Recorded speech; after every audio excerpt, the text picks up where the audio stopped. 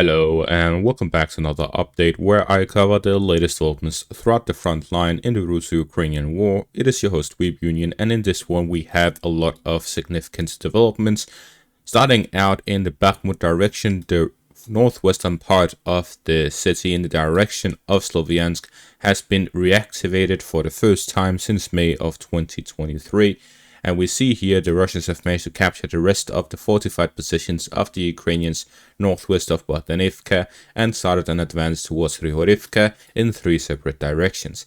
They're fighting along the forest line here in the center, and then the northern roads directly towards Ryhorivka and the southern roads north of Kalinia. This is following the fighting which took place along the canal line. The Russians realized that if they were to secure the canal, they need to secure the entire area, as the Ukrainians still have a strong flank to the north. This is why we're seeing attacks towards Ryhorivka and to the north of Kalinia. Further north, it is also reported that the Russians are fighting in the direction of this massive forest patch here south of Oryhovo-Vasilivka and towards Oryhovo-Vasilivka itself. So we're seeing a general attack by the Russians north of Chasiv Yar. Taking a look at the front line, we see that there are three separate important points in this Russian offensive. The main point is here along the canal line by Kalinia and Chasiv Yar. The Russians have advanced within the forest patch in the northern flank of Chasiv Yar, gaining control over the majority of it, and this has secured the northern flank of the Chasiv Yar microdistrict and the southern flank of Kalinia. This prevents the Ukrainians from launching guerrilla fighting tactics across the forest area, as the Russians are now in control of it. At the same time, they've aligned the front line approximately along the canal line, which allows them to conduct raids into the Ukrainian side of the canal and launch their own guerrilla fighting tactics on the Ukrainian side. At the same time, we also see that with this, the Russians are in a better position to gain control over Kalinia, with the fighting to the north and to the south, and gaining control over all of the fortified positions east of it. This allows the Russians to have a much better position than the last time they fought within Kalinia, and it is likely that they will use that to gain control over the village, and that will allow them to then push onwards across the canal line. However, this time it is likely that the Ukrainians already have soldiers within the trenches instead of leaving them abandoned like last time. So we're seeing that the situation has developed significantly here by the Chasiv Yar microdistrict on the flanks of it. The Russians already controlled the southern flank of it. But at the same time, we see it with the activation of the front in the north, it is also likely that they'll activate in the south, where we can see that the Russians will likely push through to the canal line and align it entirely. This will allow the Russians to focus here on the northern flank. The second important part here in the northern flank is Ryhorivka. It is a small village, but we also see that there are several significant fortified positions to the south and to the west of it, and those are the important parts. If the Russians want to secure the northern flank, they need to gain control over these fortified positions to secure it. And then the third one is Oryhovo-Vasilivka, because it connects to the next line of fortified positions. If the Russians gain control of these fortified positions, then they can start an assault to the connection between the road and the canal here to the north, and that will allow the Russians to have the entirety southern parts of the road under their control, and this will create a strong flank both to the north and to the south in the arc of this road connection here between Bakhmut, Sloviansk, and down south towards Orlivka. So we see that this area here entirely is the Russian goal, and they already control the majority of it, but if they are to control the rest of it, they will be able to start pushing towards Chasiv Yar, Sloviansk, Kramatorsk, and Konstantinivka. Moving south in the direction of Avdiivka, we see that the Russians have made a small advance to the north of Yevhenivka. The goal here is to gain control over the next forest line and fortified positions of the Ukrainians. This will allow them to start pushing towards the fortified positions north of Yevhenivka and Voshchod, gain control over both of these villages, and then push down south to Novoselivka Persha. And in the north, it will allow them to push on to the next Ukrainian line of defense. In the south, here by Naval, the Russians have made an advance in the eastern outskirts of the village and have consolidated their positions here to the east, where they've managed to gain control over the rest of the fortified positions of the Ukrainians, leaving only one final part, which is the northwestern parts of Navalsk, under the Ukrainian control. If the Russians gain control of that, they will have aligned the front line accordingly, and they will have secured the village. The last time they simply went in ahead of time and they managed to gain control of the village, but they did not manage to secure it.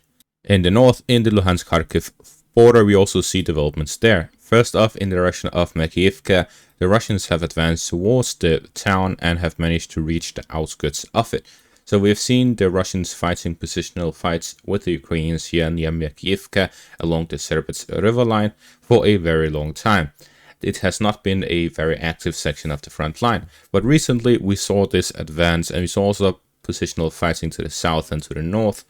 And now we also see in the direction of Selmahivka, the Russians have stormed to reach the outskirts of the village. So we see that the Russians are fighting along the Serbets river line in the northern parts and going down south.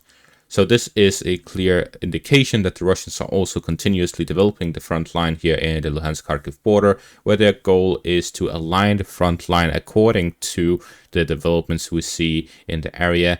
The Russians, if they manage to advance and align the front line along the Serbets river line, will have a significantly stronger position and will allow them to start attacking towns such as Liman, Borova, Kupiansk, and so on.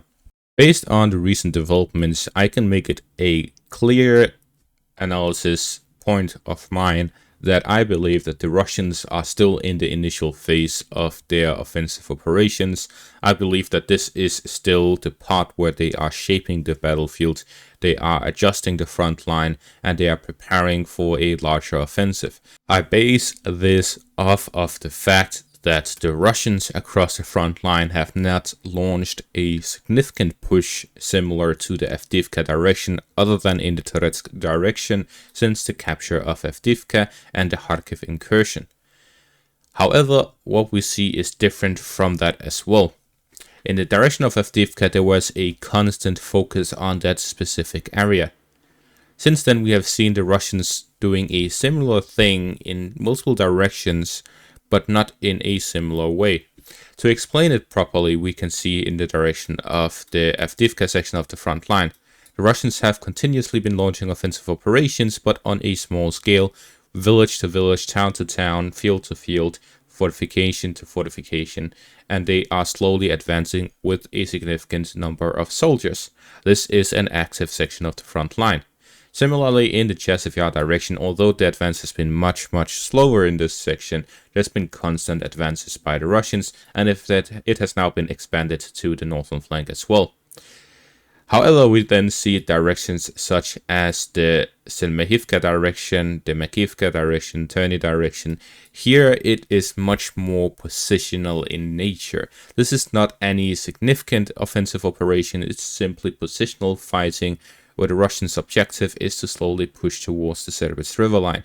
And I believe that this is a clear indication that an offensive is coming here in the north, as this would mean that the Russians are aligning the front line along the Serbets river line, after which they will push across either in the direction of Liman, Borova, or Kupiansk, or all three at the same time. This is due to the large concentration of troops the Russians have in the area, and at the same time we see that they are aligning the front along the Serbets river line. If the front is aligned along the Serbets river line and they do not launch an offensive operation, then the operation they are currently launching is defensive in nature, where they are simply aligning their front line along the Serbets river line so that they can redirect their forces elsewhere where they want to launch offensive operations. But I do believe this is one of the main targets of the Russians in an objective, which is to gain control of the Usk river line here along Kupiansk, or possibly even beyond towards Izium. And this is even more likely considering that they have restarted the Sloviansk section of the front line here northwest of Bakhmut, combined with the capture of Rostalivka and positional fighting north of Soledar. It is clear that the Siversk, Sloviansk, Kramatorsk section of the front line is likely going to be seeing some active operations in the next few weeks/month. At the same time, we receive very interesting news by Ukraine. According to Ukraine, yesterday the Russians have 2 battleships in the Black Sea. And by battleships, I don't mean battleships, I simply mean warships.